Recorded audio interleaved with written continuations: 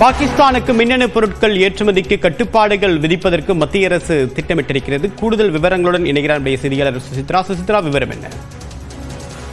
பாகிஸ்தான் மீது கூடுதல் நடவடிக்கைகளை விதிப்பதற்கான ஒரு முடிவிற்கு தற்பொழுது மத்திய அரசு முடிவு செய்துள்ளதாக தகவல்களானது வெளியாக இருக்கிறது. குறிப்பாக மின்னணு பொருட்கள் மற்றும் காமர்ஸ் பொருட்கள் மீதான கட்டுப்பாடுகளை விதிப்பதற்கான திட்டத்திற்கு தற்பொழுது மத்திய அரசு வந்துள்ளது. இந்தியா பாகிஸ்தான் உடனான நேரடி வர்த்தகம் என்பது மிக குறைவாக இருந்தாலும் பெரும்பாலான இந்திய பொருட்கள் ஐக்கிய அரபு அமீரகம், இலங்கை மற்றும் சிங்கப்பூர் வழியாக மறு ஏற்றுமதி செய்யப்படுவது மிக முக்கியமாக பார்க்கப்படுகிறது.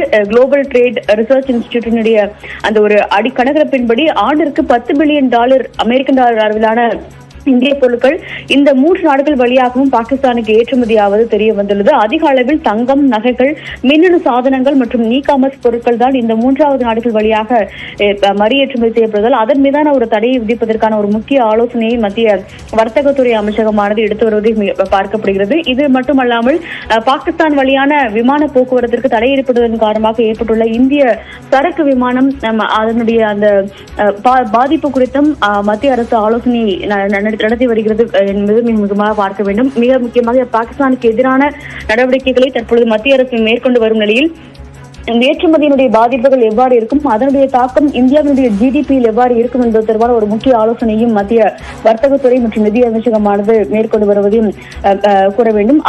தற்பொழுது பாகிஸ்தானுக்கு எதிரான நடவடிக்கைகளை பொறுத்தளவில் அதனுடைய விமானங்கள், குறிப்பாக பாகிஸ்தானிலிருந்து செல்லக்கூடிய தெற்காசிய நாடுகளுக்கு செல்லக்கூடிய விமானங்களுக்கும் தடை விதிப்பது தொடர்பான ஒரு ஆலோசனையும் மத்திய விமான போக்குவரத்து துறை அமைச்சகமும் வெளியுறவுத்துறை அமைச்சகமும் நடத்தி வருவதையும் பார்க்க வேண்டும். அதாவது இந்தியா ஸ்ரீலங்கா வழியாக கோலாலம்பூர் உள்ளிட்ட பகுதிகளுக்கு செல்லக்கூடிய விமானங்கள் மீதான ஒரு தடையை விதிப்பதற்கான முடிவிற்கும் தற்பொழுது மத்திய அரசாங்கமானது முன்வந்திருக்கிறது. பல்வேறு நடவடிக்கைகளை மத்திய அரசு மேற்கொண்டு வரும் நிலையில் தற்பொழுது ஏற்றுமதி உள்ளிட்ட விவகாரங்களில் தடை விதிப்பதன் மூலம் பாகிஸ்தானுக்கு கூடுதல் நெருக்கடியை இந்த தீவிரவாத தாக்குதல் விவகாரத்தில் இந்தியா வழங்கும் என்றும் மத்திய அரசினுடைய அதிகாரிகள் தெரிவித்திருக்கிறார்கள்.